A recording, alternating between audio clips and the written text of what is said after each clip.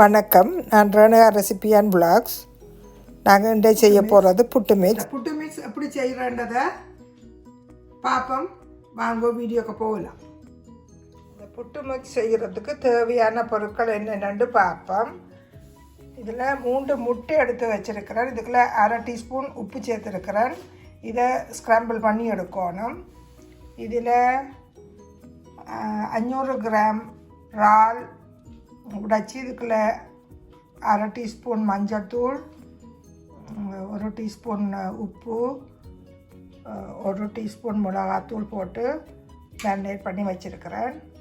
இதில் ஒரு கத்தரிக்காய் வெட்டி இதிலேயும் 1/2 டீஸ்பூன் மஞ்சள்தூள், 1/2 டீஸ்பூன் மிளகாத்தூள், உப்பு 1/2 டீஸ்பூன் போட்டு பிரட்டி இருக்குது.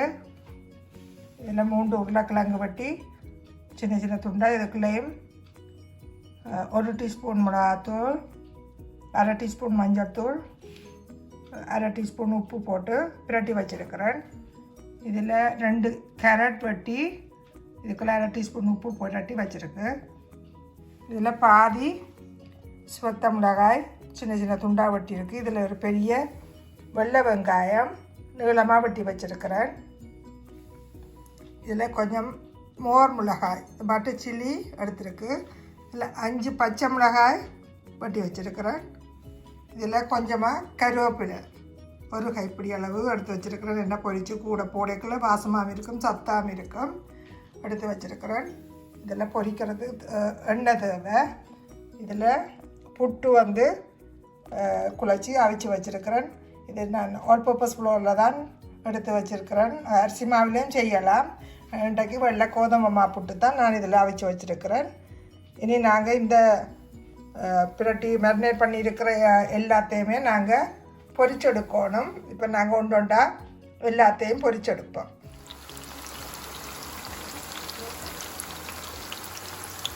இதில் கத்தரிக்காய் இப்போ பொரிய போட்டுக்கிறேன்.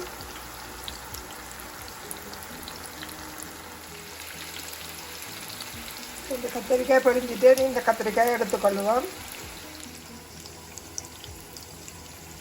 இப்போ இந்த மோர் மிளகாயை பறிச்சு எடுத்துக்கொள்ளுவோம்.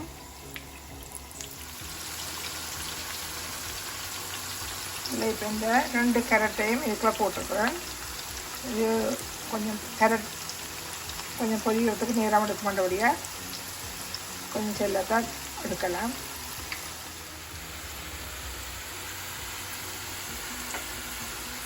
இந்த கேரட் பொரிஞ்சிட்டுது. நீ நாங்கள் இதை எடுத்துக்கொள்ளுவோம்.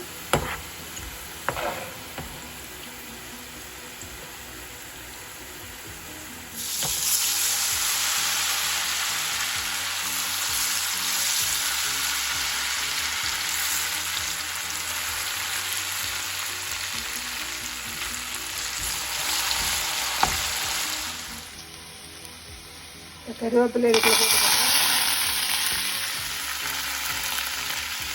தண்ணியில் கழுவினபடியாக இப்படி கலக்குது.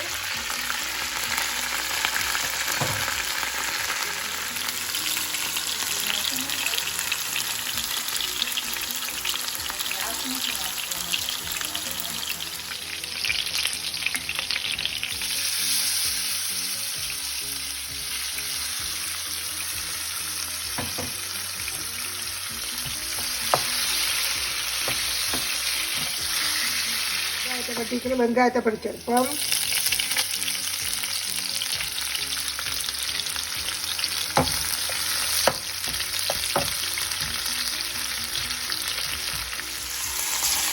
இந்த இறாலை நாங்கள் பொரிச்செடுத்து கொள்ளுவோம்.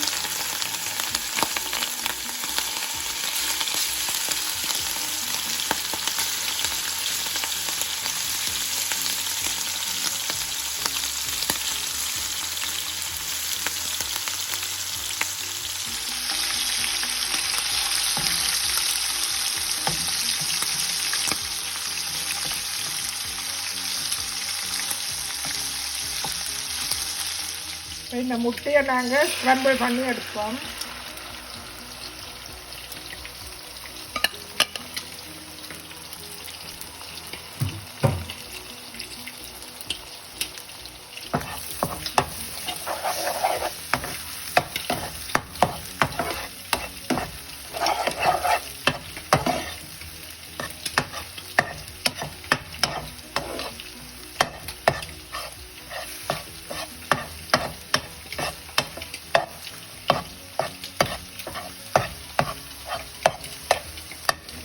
இதுக்குள்ள எல்லாத்தையும் சேர்த்துக்கொள்ளுவோம்.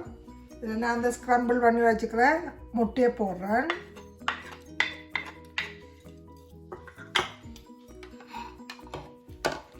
இதில் பொரிச்செடுத்துருக்கிற இந்த பட்டர் சில்லி, மோர் மிளகாய், உரைப்புக்காக வேண்டி உரைப்பு உப்பு ரெண்டும் சேர்ந்தது.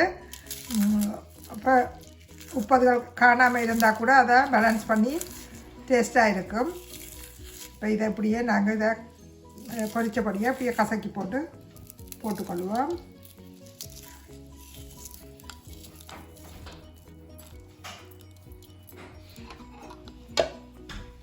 இனி நான் இதுக்குள்ளே எல்லாம் பொரித்து வச்சுருக்கிறேன். உருளைக்கிழங்கு, கத்தரிக்காய், கேரட், இறால், வெங்காயம், ரெட் பெப்பர், பச்சை மிளகாய், கருவேப்பிலை எல்லாத்தையுமே இதுக்குள்ளே நாங்கள் சேர்த்துக்கொள்வோம்.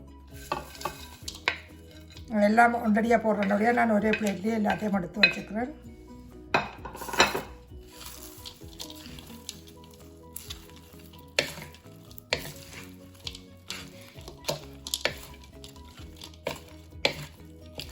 இது நீங்கள் கறிகள் இல்லாமலே சாப்பிடலாம். ஏன்னா இதுக்குள்ளே எல்லாம் மிரக்கறிகள், இறால், முட்டை எல்லாம் போட்டிருக்கபடியே கறி எந்த தேவையில்லை.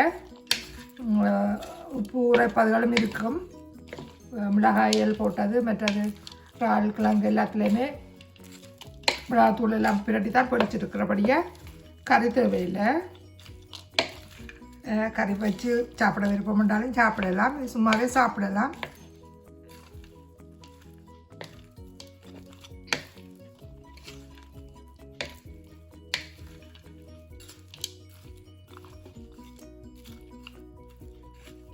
சின்ன வெங்காயம் இருந்தால் சின்ன வெங்காயம் வெட்டி போட்டு பொரிக்கலாம். இது நான் வெள்ளை வெங்காயம் தான் போட்டுருக்குறேன். டேஸ்ட்டாகவும் இருக்கும். இப்போ நாங்கள் இந்த மிக்ஸ் போட்டு செய்து முடிஞ்சது. இனி இதை ஒரு பிளேட்டுக்கு மாற்றி எடுத்துக்கொள்ளுவோம். இப்போ நாங்கள் நல்ல சுவையான புட்டு மிக்ஸ் செய்து முடிஞ்சது. வந்து நல்ல இறால், முட்டை, மிரக்கறி எல்லாமே போட்டிருக்கு. எல்லாம் பொரித்து போட்டபடியே கூட டேஸ்ட்டாக இருக்கும். பொரித்து போட்டு சாப்பிட விருப்பம் இல்லாதாக்களுக்கு ஒன்றும் செய்யலாம். அது நாங்கள் கறிகள் இல்லாமலே சாப்பிடக்கூடியது. இதே மாதிரி நீங்களும் வீட்டில் செய்து சாப்பிட்டு பாருங்க. இது நாங்கள் இன்றைக்கி கோதுமை மாவில் தான் செய்திருக்கிறேன். ஆல் பர்பஸ் ஃப்ளோரில் அரிசி மாவிலே செய்யலாம். இந்த மிக்ஸ் புட்டு எப்படி இருக்குன்னு தான் சாப்பிட்டு பார்ப்போம். இறால்,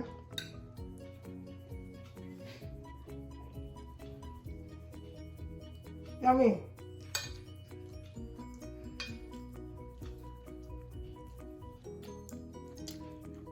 உப்பு உரைப்பு எல்லாம் நல்லா இருக்குது, அளவாக இருக்குது.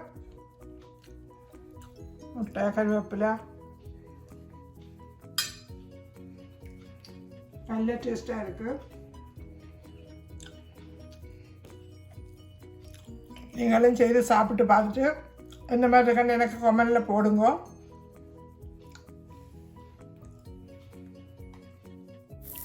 உங்களுக்கு இந்த வீடியோ பிடிச்சிருந்தா லைக் பண்ணுங்க, ஷேர் பண்ணுங்க, சப்ஸ்கிரைப் பண்ணுங்க. நன்றி, வணக்கம். மீண்டும் இன்னும் ஒரு சமையல் குறிப்புடன் நான் உங்களை சந்திக்கிறேன்.